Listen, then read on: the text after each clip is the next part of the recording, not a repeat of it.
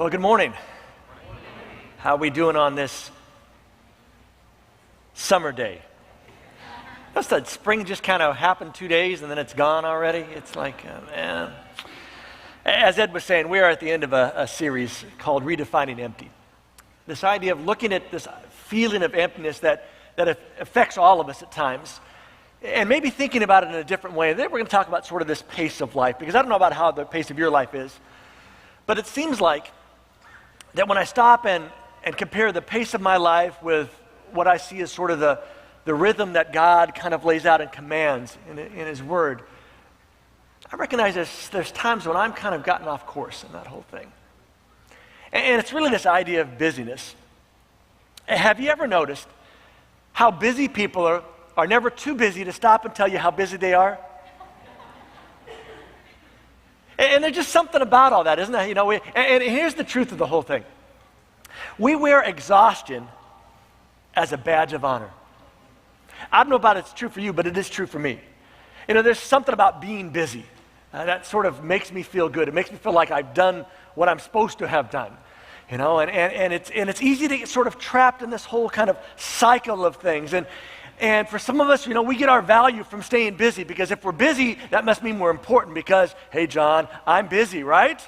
You know, if I wasn't busy, I wouldn't be that important. But I'm important, so I'm busy, you know, and I got all these things. You know, I got all the stuff that I got to take care of, and the job, and got to cover that email and text back to this person and get that contract done. And then I got the kids, you know, I got to get them to their soccer practices and their piano practices and their other stuff and their clubs and their other things over here. And then I got to take care of this and this. And we end up being stretched and stressed and overextended and overexhausted and simply worn out.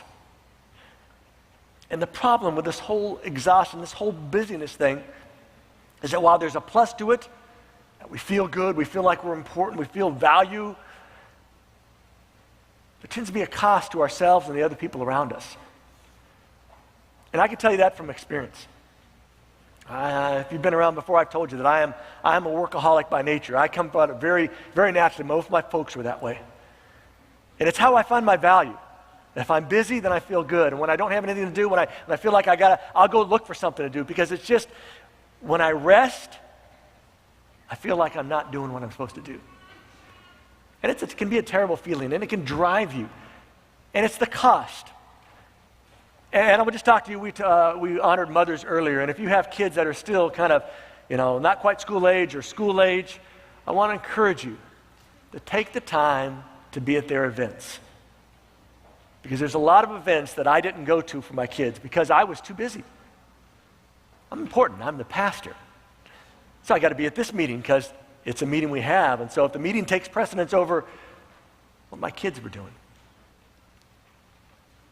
And it's not a good feeling to look back and say, boy, was I all messed up. Did I really get this all wrong? And this badge of honor is now a badge of shame. Because those are moments that I can never get back. And the moments you can't get back either. But what do we do? What do we do when the cycle of our lives ends up leaving us empty and feeling just exhausted, and we can't wait for the weekend? I mean, those of you that are, you know, in your late 20s, early 30s, you know, you've kind of gotten a cycle where you used to live for the weekends, and now for one reason, and now you're living for the weekends for a whole other reason, right? It used to be about, I couldn't wait for the weekend. You know, woo, weekend's coming, baby. Gotta go out and have some fun. Party, you know, hang out with my friends, do all that kind of stuff. Now it's, I can't wait for the weekend, and is it bedtime yet, you know? And it's just the pace of life. Today we're going to talk about that empty feeling, and maybe, just maybe, God has designed that from the very beginning so that He can be the one that makes that emptiness of value to ourselves. But before we get there, I want to invite you just to bow your heads and let's pray together, all right?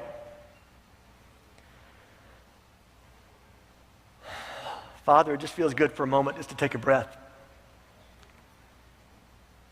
And just to be in this place today where we're sort of away from all the usual stuff. The pull and the push of our society. and our culture that drags us in so many different ways, and how it feeds into our own sort of needs in life. But Father, today I just ask that you would provide on this day what you've planned for this day always to have been from the very beginning. That is a day of rest, a day of emptiness that helps us rethink about our lives and consider again the purpose and direction of them.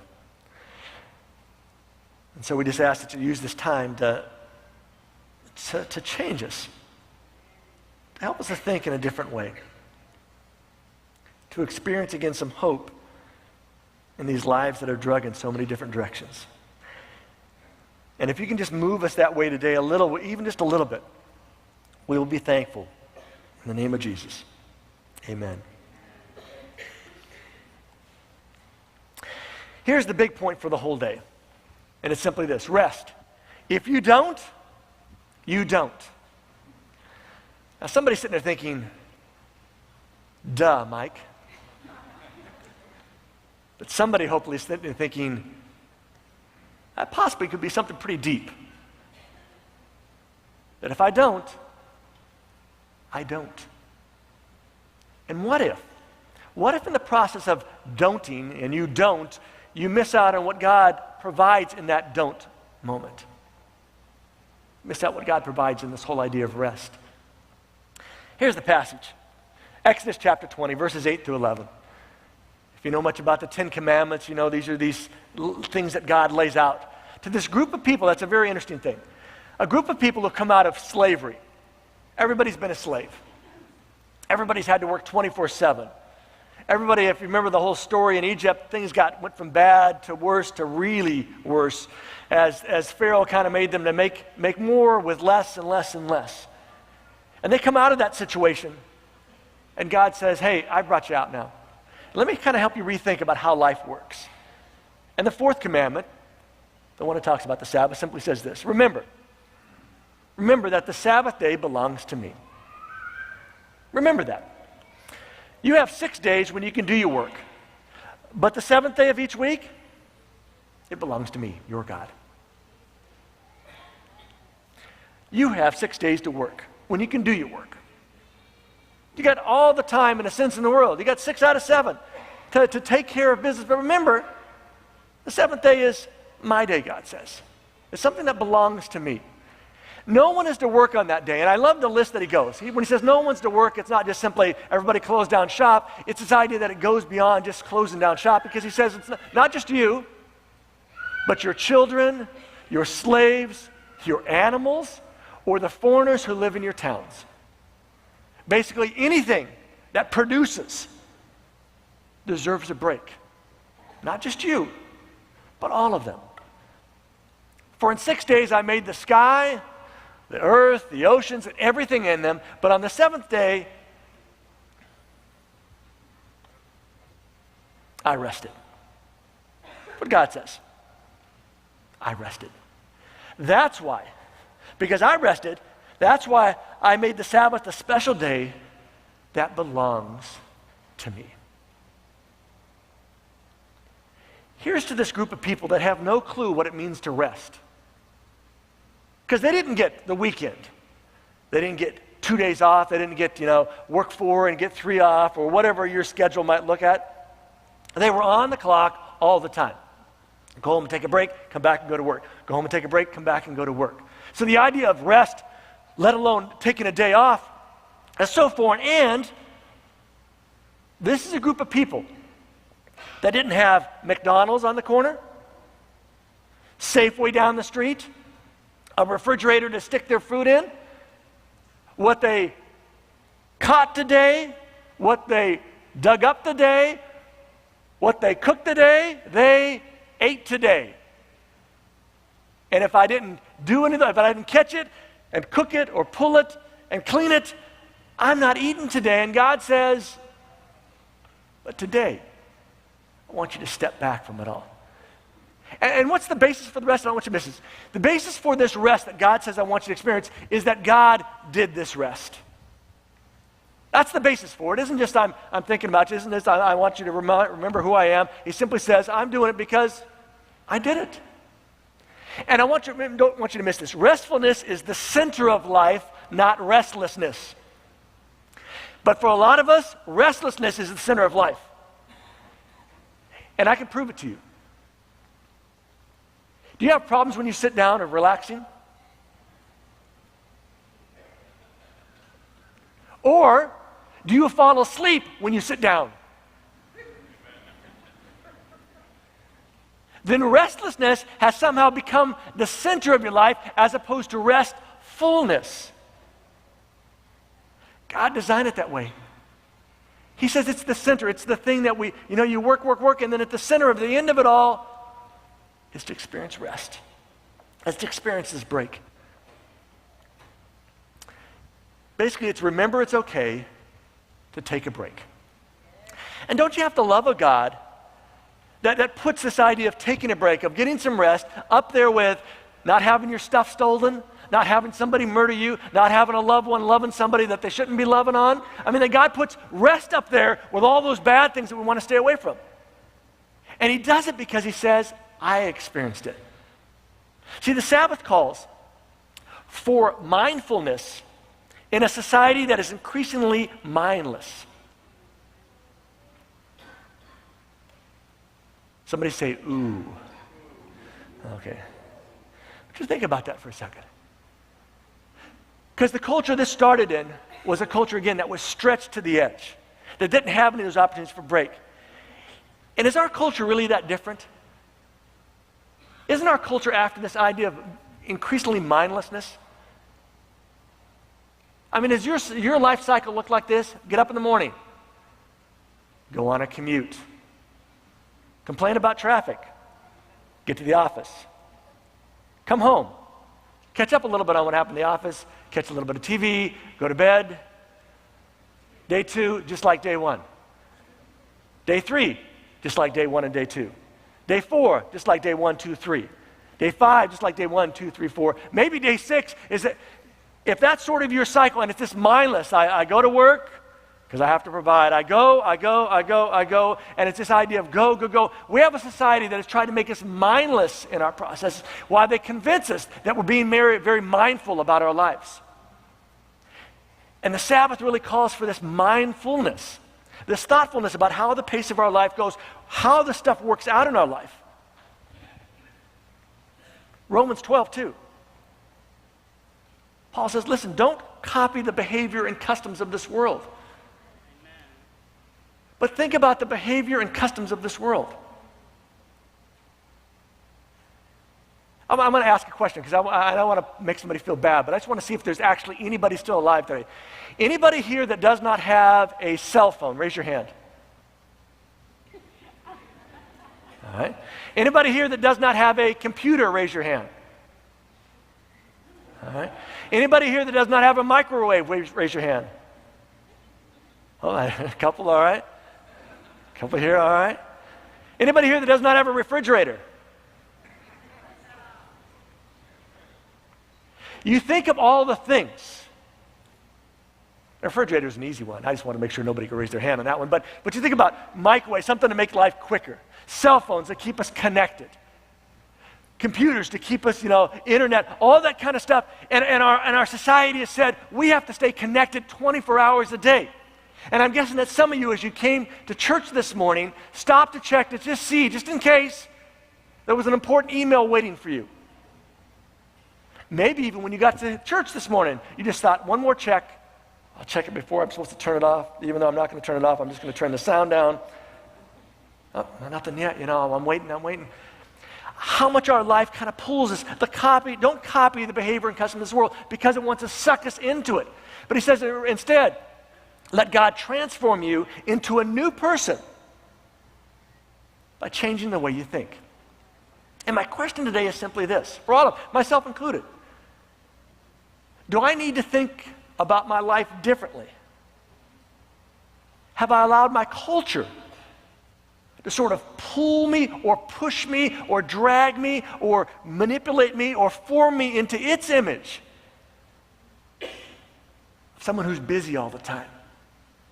someone who's always going all the time, someone that always has something to do, a place to go, something to see, something that's left on my to-do list. Michael Fishman, interesting author, he writes about the Sabbath this way. He says, the Sabbath is the maintenance of a distinct faith identity in the midst of a culture that is inhospitable to all distinctive identities in its impatient reduction of all human life to the requirements of the market. Kind of wordy. His basic point is simply this. The Sabbath is this distinct faith identity that says, I'm following God. I don't care how much I'm pulled, because all of us, the reality is we are all commodities in this culture. You're only good if you produce.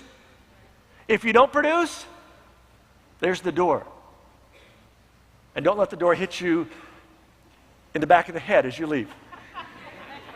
That's how it goes, isn't it? But isn't that true? You are viewed as a commodity. Even when you're in school, you're a commodity, right? You're a commodity, you're there, and as long as you're there, the school district gets some money.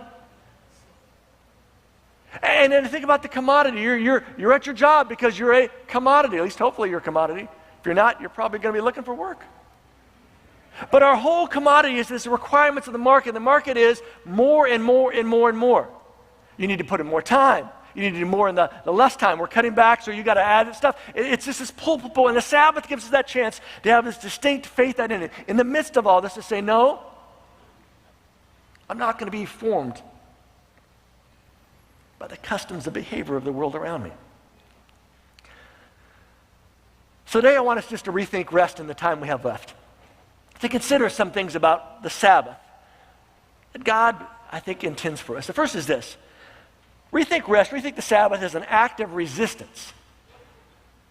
That it's an act. Every Sabbath that I stop work, every Sabbath that I come to church, every Sabbath that I take a break from life as normally happens, is an act of resistance to the pull and the push and the draw of everything that happens around me. Sabbath is an antidote to the push and pull of the desires that have such power over us, that focus on us. And here's those two desires that all of us face.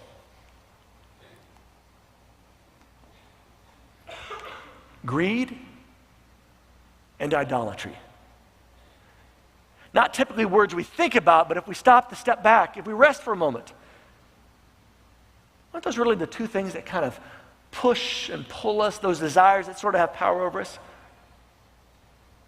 Because I've put in some extra time, I'm going to get a little extra money. And if I get a little extra money, then I can get this done that needs to be done, or I can actually have a little extra to go do what I'd really like to go do.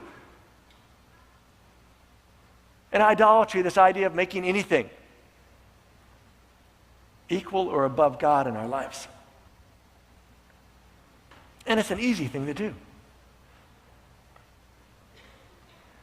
And the Sabbath maybe is this active resistance. On a weekly basis, says, no, I'm going to resist that pull towards greed. I'm going to resist that pull towards idolatry, this idea of when I'm busy, I feel good, and let me tell you how busy I am, because that really means I'm important, and to take a break from things. Rethink rest as an act of choice. That every Sabbath is really a choice for us. It's a choice for us to say yes or to say no. It's a choice for us to pull away from all that stuff, or just simply to keep floating on in that whole track. See, we can see ourselves as helpless before our culture's requirements. Come on, Mike. You know how the world is. You know how busy I am. If I don't get this job done, if I don't get the contract done, if I don't get the stuff paper signed today, if I don't do this, I don't do that, it's not going to happen. We feel like we don't have any choice. And the reality is, everybody has a choice. And the Sabbath really is this act of choice. The question is this opportunity. It's about whether we'll take that choice. And I can only tell you from my own personal experience. You know, as a pastor of a Seventh-day Adventist church now, I don't have any worry about taking the Sabbath off.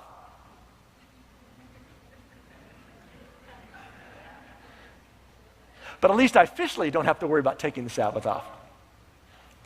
But when I was a butcher, I remember very distinctly the night that I had been a butcher for a while, and while I was a butcher, I became a Christian and a Seventh-day Adventist Christian all at the same time for me. And became convinced about the Sabbath as a choice that I needed to make in my life. And we always worked Sunday night till Thursday night. I went to work at 8 o'clock at night and either worked to 4:30 or 6 o'clock in the morning. That was my schedule. And then Friday I tried to stay up so I could kind of get back on track for the weekend because, hey, it was the weekend. And I didn't want to be asleep, so I kind of get back on track. And so Friday night, Saturday night, woo, woo, woo. Sunday was, trying to go back to work and get back in that whole pace. So we didn't typically work on the Sabbath. But occasionally we would get these extra loads. And so after I become a Christian and kind of felt convicted over this whole Sabbath thing, there came a Thursday night that our boss came around and said, everybody's going to be work tomorrow night. I think it was the Christmas season, and we're having some trouble getting trucks in. We got some extra trucks coming in because we got to get all this meat ready for Christmas, and so everybody has to be here. And that was the announcement. So I went and talked to him privately and said, hey, I can't. I'm a Christian now, and I believe the Sabbath, keeping the Sabbath is sort of honoring God, and that's from Friday night to Saturday night, sundown. I can't do it. To which he said to me, well, then don't show up Sunday night. And that was the end of our conversation. So I went home, got rearranged, went the whole weekend kind of stuff, went to church Sabbath morning, Sunday night, got my clothes on, and it was all Sabbath. I was kind of worried about what this was going to look like. Went to work Sunday night, and you know what happened? Got my gown on, got all geared up, all my safety things on, went out to get in line, and I never heard a word about it. Which I know isn't always the case for everybody. But it reminds me, and I think I tell you the story, is that it is an act of choice. And it's a choice to say, I'm not going to do this because I'm identifying with something else. And if it means I lose this over here, I have to be willing to lose that in order to, in my mind, honor this over here.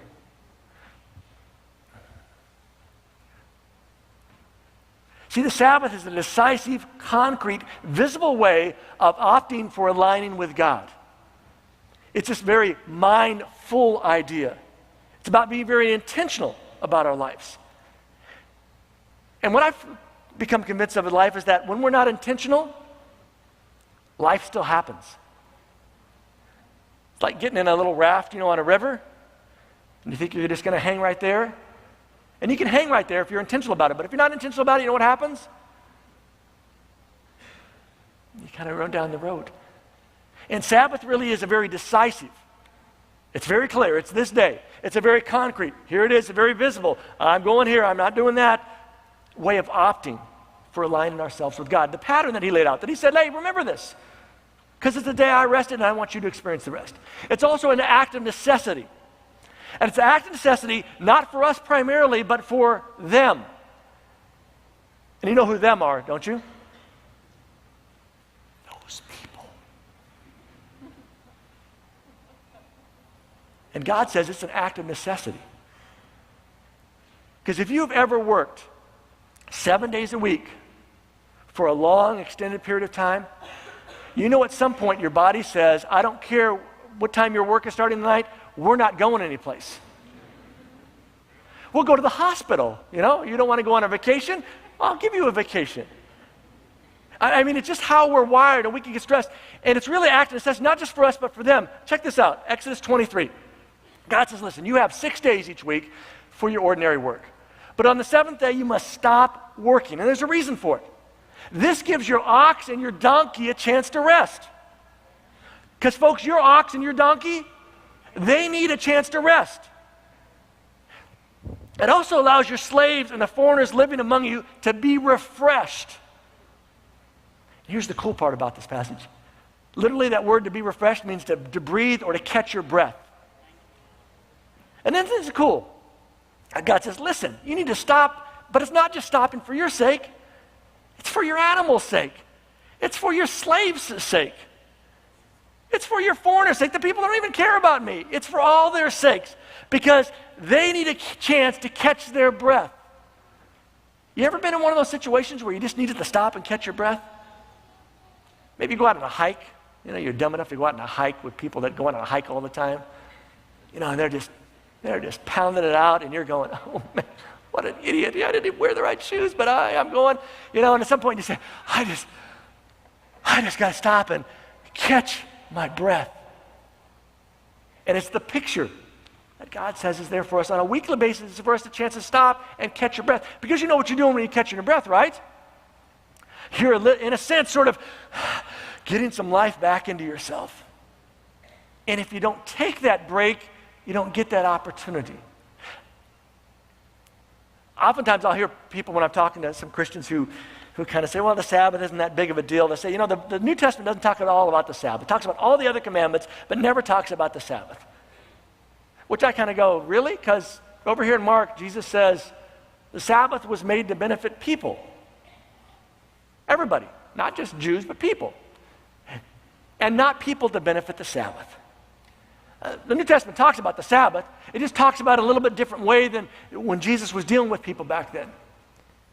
Because it's easy, and some of you have experienced this, it's easy to make the Sabbath as the most important thing in my relationship with God.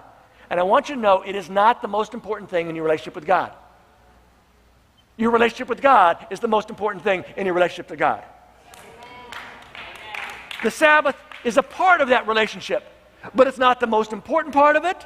It's not even number 1, 2, or 3, because it's number, right?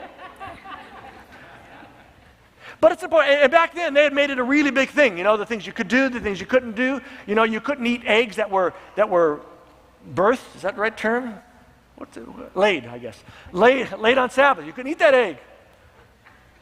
That was work. That chicken did work that day, they had all this and they had all these ways, all these rules and stuff. They had a thing that, you couldn't go farther than a Sabbath day's walk. And they had how many steps a Sabbath day walk was. It was how far you could go until you needed to get some refreshment, some energy. So how they figured it out was, well, if from here to the end of the parking lot, the front of our property is how far I need to go before I get hungry. If I put a sack lunch there, then I'm not going to be hungry, so I can go another distance. It's all these kind of rules, and the idea was that we had to make ourselves line up with the Sabbath. And Jesus said, listen, that's not the point. You have missed the whole point of the Sabbath. It was made to be of benefit to you. And the truth of the matter is, it's only a benefit when we kind of align ourselves with the benefit-giving proprieties of it. When I step back from work, when I step back from buying and selling, when I step back, not just for myself, but for all of those people. Because everybody deserves a break. It's a necessity for all of us. It's also an act of faith. And we need to rethink this idea about the Sabbath as an act of faith. See, our culture's message is this. Don't stop. Right? Don't stop. Keep producing. Keep going. Just a little bit more, kind of keep going. It's not yet enough. It used to be when I was younger, you went to school, you got good grades, you got a scholarship, you could go to any school you wanted to. Now I talk to some parents, and not only do the kids have to get really good grades, now you got to have all this extracurricular activity. You got to show you're excelling over here. You got to be involved in this. It's not yet enough. You got to keep doing more and more. And our culture also tells us that greater effort is required. And I'm guessing some of you heard that this week at your work. Just got to give a little bit more. Got to pull it out. And a Sabbath is a weekly opportunity to exercise faith, which is also this idea of trust, this idea of belief. Same word in your New Testament.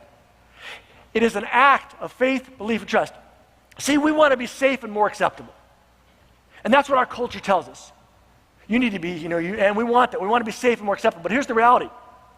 When we want to do that, means we believe we're not safe and we're not acceptable. Which means it hasn't been enough, that we have to do more, that we can't stop. And the Sabbath is this great statement of faith that says, you know what? I am stepping off that treadmill. And for today, I'm taking a break. In faith, I'm going to allow them to go farther on that treadmill. Because I think a treadmill is a great picture of what life is like and what this whole culture is like. I told you before, Laura and I go to this gym early in the mornings all week. And you see all these people on the treadmill. There's the people that are, they're plotted out. There's the people that are, they're running. There's the guys that are just trucking, they wipe out. They're running hard, And here's the amazing thing. When they get done, they are in the exact same spot that they started, right? And isn't that kind of a picture of life? Because even when we think we've gotten farther in life, it still seems like we really haven't gotten farther because we're afraid. We're not safe. We're not acceptable yet. Not yet, not yet, not yet, not yet. And even still, not yet. See, the Sabbath is a regular, tangible reminder not to trust in myself and what I can do, but in what God can do. It is a chance to step back. And I learned something very early on in my relationship with God about this whole Sabbath thing. That while life doesn't stop on Friday night when the sun goes down, I can choose as an act of faith, as an act of necessity, as an act of resistance, to allow my life to stop and to remind myself that God is really the one in control. See, all the problems I had on Friday night were still there on Saturday night. But for 24 hours, I didn't have to worry about them because I knew they weren't going away. So why did I have to worry about them for that time period as it goes along? Rest. If you don't, you don't. But if you do, you do. And that's really the promise. That really is the invitation that God puts to us. To experience rest in a way that may be uncomfortable for us, in a way that may be a little bit different for us. The Washington Post, I think it was the last Sunday, it was sometime last week, had this interesting article about this whole idea of how life and culture has changed. It says, the line dividing work and leisure time is blurring right before our eyes. And it's creating a phenomenon called leisure time. Sounds like Barry Kripke, those of you who know that. Leisure time. It's the idea that I have leisure time, but I'm still working. I'm at the beach, but I'm checking in, Because again, I'm too important to take a break from this stuff. And the problem with it all blurring is when life gets blurred, it gets dangerous. Because we can't see clearly. And it's all around us.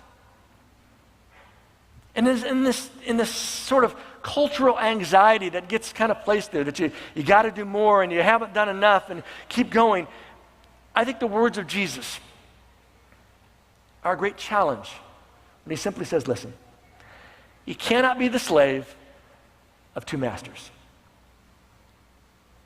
And for some of us, we need to write those words down and put it in every place that we regularly look. Because for some of us, we don't believe that.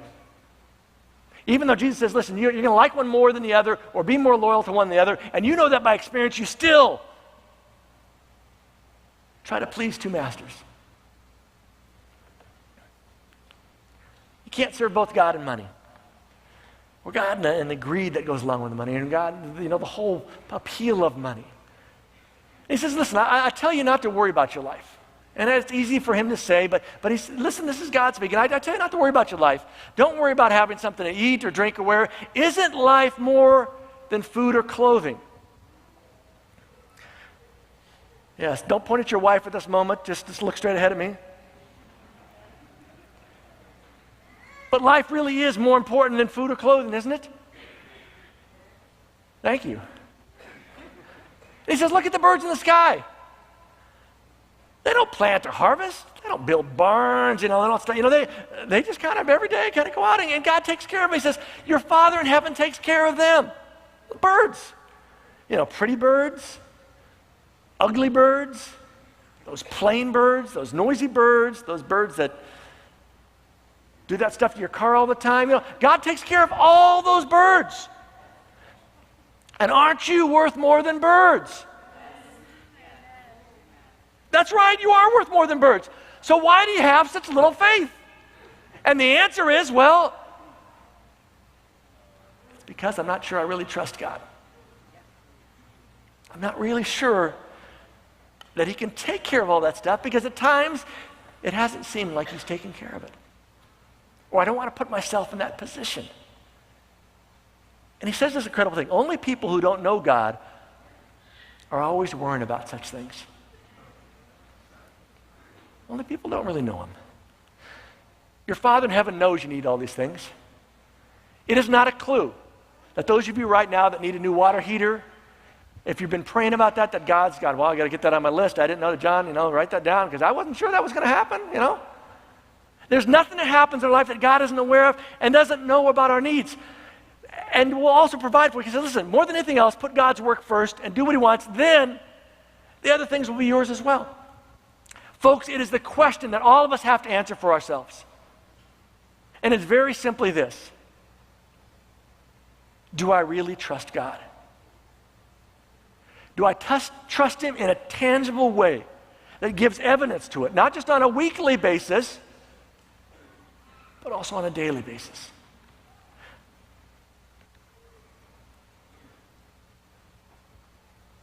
What if our restlessness is our way of not dealing with the stuff we try so hard to avoid? What if we stay busy because we don't like to think about what would happen if we weren't busy? We don't want to face those kinds of things. But isn't it interesting that God created from the very beginning of this planet a weekly opportunity to stop and to deal with those things? Maybe so that they wouldn't get so big or so hidden behind all of our doing stuff that they become the big deal that they are, that they've gotten out of hand in our lives.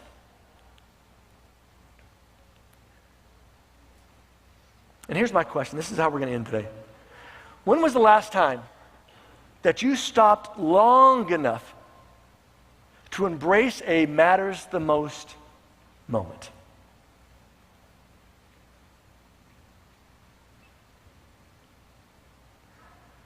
So here's what's going to happen at this moment.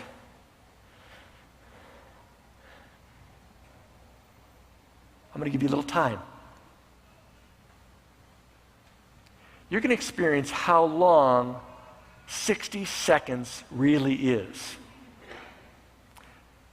But I want you to just get a taste and not be afraid of what God can do in that very small and one simple minute of time.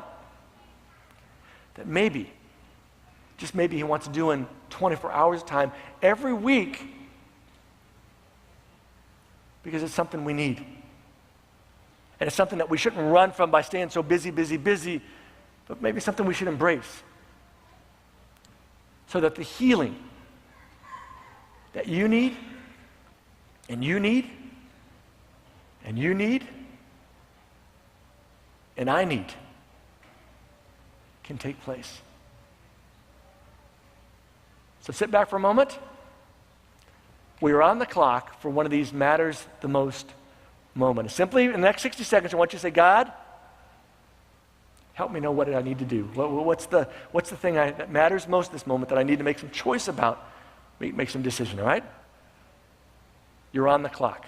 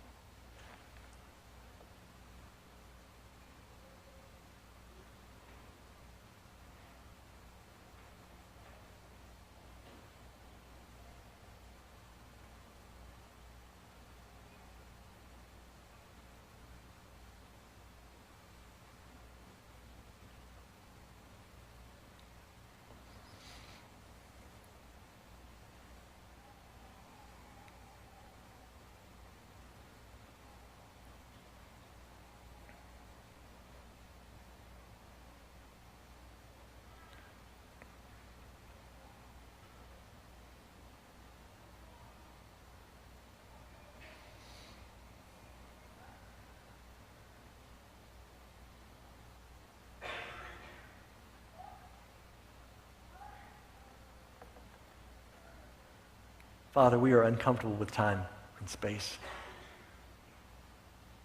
because we stay so busy that we don't really make regular time to experience the rest that you desire for us. Not just rest from our work, but rest from ourselves. And rest from the stuff that we see in our lives that we think makes us unacceptable to you.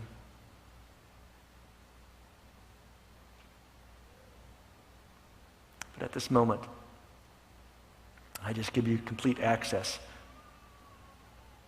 to all of my life. Not just my heart, not just my brain, but my past, my present, and my future. And I make that commitment to weekly choose to give you this time in your name. Amen.